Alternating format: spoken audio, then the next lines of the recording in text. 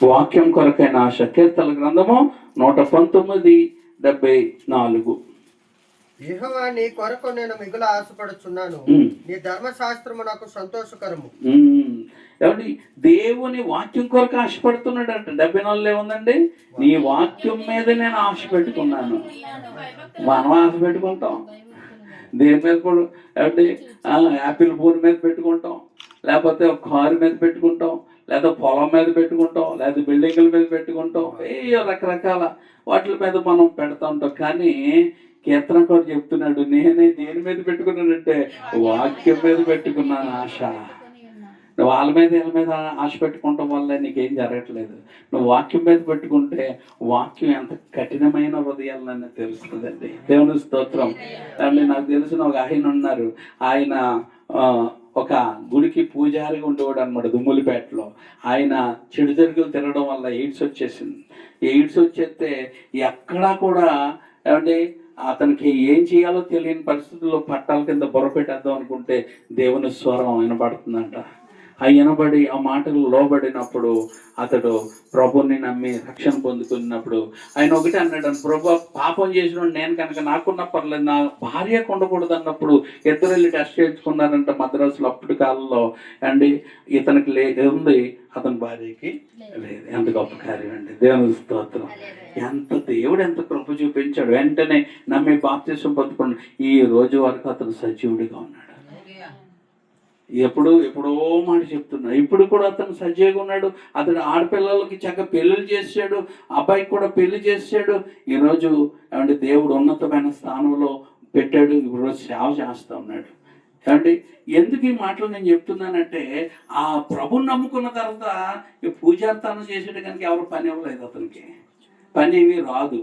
అప్పుడు ఇలా ప్రార్థన చేస్తుంటే దేవుడు చిన్న ఆలోచన ఇచ్చాడంట. ఏమంటే చిన్న వ్యాపారం పెట్టుకోమని. ఇలా అరుగు మీద చిన్న వ్యాపారం పెట్టుకుంటే వ్యాపారం పెట్టుకొని, ప్రభా ఏదైనా చిన్న బడ్డీ కొట్టుంటే బాగుంటుంది ప్రభా అనుకుంటూ వ్యాపారం పెట్టుకుంటే ఆ వ్యాపారం మీద వచ్చిన దాంట్లో నమ్మకంగా దేవుడికి ఇచ్చాడట. దేవుడికి ఇచ్చి అడిగినప్పుడు దేవుడు ఏం చేశాడంటే, ఎవరికి ఏది ఎక్కడట, ఎవరికి ఏది ఇవ్వడట. అలాంటి అలాగే వెళ్తూ ఆగి, ఏమైందిరా ఏంటంటే ఇలాగ పరిస్థితి అనగానే, నీది ఇలా కాదురా, నీకు నేను బడ్డీ కూడా చేయించి పెట్టేస్తాను, దానికి వ్యాపారం కూడా నేను ఇచ్చేస్తాను, నువ్వు నెమ్మదిగా నాకు కట్టేసుకొని బడ్డీ కూడా తయారు చేయించి పెట్టించి కుర్చీ వేసి అప్పగించాడట. ఎవరికీ పెట్టలేని వాళ్ళు. దేవుడు స్తోత్రం. ఏంటి ఎలా జరిగింది? ఇది ఎలా జరిగింది? మనుషుల మీద ఆశ పెట్టుకుంటే జరగలేదు, దేవుడి మీద ఆశ పెట్టుకున్నాడు. దేవుని స్తోత్రం. గుర్తు తెలియని వారిని, ఏమంటే ఎవరికి పరిచయం లేని వాళ్ళు కూడా నీకు వచ్చి నీ పక్షాన ఆయన ఏం చేస్తాడంటే కార్యము చేసి పెడతాడు. దేవుని స్తోత్రం. హల్లెలూయా. ఈరోజు దుమ్మలపేటలో గొప్పగా సేవ చేస్తున్నాడు ఆయన. ఏం కొట్టకథలు పెట్టకథలు కాదు. అందుకే వాక్యం చెప్తుంది. వాక్యం కీర్తనకాడు అంటాడు, నీ వాక్యం మీద నేను ఆశ పెట్టుకుని ఉన్నాను, నీ యందు భయభక్తులు గలవారు నన్ను చూసి సంతోషపడతారు. ఎందుకంటే నీ వాక్యం నన్ను ఏం చేస్తుందంటే దీవిస్తుంది. నీ వాక్యం నన్ను నిలబెడుతుంది. నీ వాక్యం నన్ను బలపరుస్తుంది. నీ వాక్యం నా అవసరాలన్నీ తీర్చగలుగుతుంది. హల్లెలూయా. ఎంత గొప్ప నిరీక్షణ అండి. అందుకే మనం దేని మీద పెట్టుకోవాలా?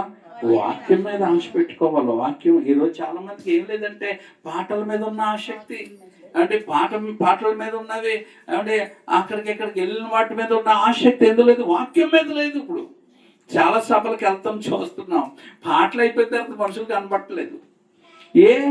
మనుషులు దేని మీద ఉన్నారంటే ఆ పాటలు అయ్యో పడేసుకొని వెళ్ళిపోవాలనుకుంటున్నారు, కానీ దేని మీద లేదు వారికి? వాక్యం మీద లేదు. అందుకే వాక్యం అంటే స్థిరం. నీ వాక్యమే నన్ను బ్రతికించు, నా బాధల్లో అదే నాకు నెమ్మదించేదని వాక్యాని కోసం వాక్యకారుడు అంటే కీర్తనకారుడు చెప్తుంటే మనుషులు మాత్రం వాక్యాన్ని పిలిపించుకోవట్లేదు. మళ్ళీ ఇప్పుడు మనకు చూసుకున్నట్లయితే మన 22వ బ్లాక్లో ఉండేవాళ్ళం. ఎన్ని ప్రార్థనలు జరిగాయో అక్కడ. కాబట్టి ప్రార్థనలు ఏం చేస్తాయంటే మన పరిస్థితులను మారుస్తాయి.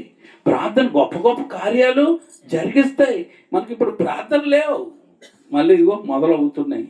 దేవుడు ఆగిపోతే ఎలాగోలా మొదలు పెడతాడు ఆయన. దేవుడు స్తోత్రం. హల్లెలూయా. రూత్ గారు మొదలు పెట్టారు కొన్ని రోజులు, మళ్ళీ ఇలా మొదలు పెడతాడు, అంత అంటుకుంటుంది. ప్రార్థన అంటే ఒక అగ్ని. దేవుని స్తోత్రం, హల్లెలూయా. ఆ అగ్ని కాల్చే అగ్ని కాదు, నేను ఆశీర్వదించే అగ్ని, నీ దరిద్రాన్ని అంత పోగొట్టే అగ్ని. దేవుని స్తోత్రం, హల్లెలూయా. నిన్ను నన్ను బాగు చేసే అగ్ని. అందుకే మాట ఉంటుంది, గుండె చెదరిన వారిని బాగు చేయు, గుండె చెదరిన వారిని బాగు చేయు, వారి గాయములన్నీయు కట్టుచున్న వాడని, వారి గాయములన్నీయు కట్టుచున్న వాడని. దేవునికి స్తోత్రము గానము మంచిది, మనమందరము స్తుతి చేయుటయే మంచిది. హల్లెలూయా. 4వది మందిరం. మందిరం కొరకైనా ఆశ ఉండాలా?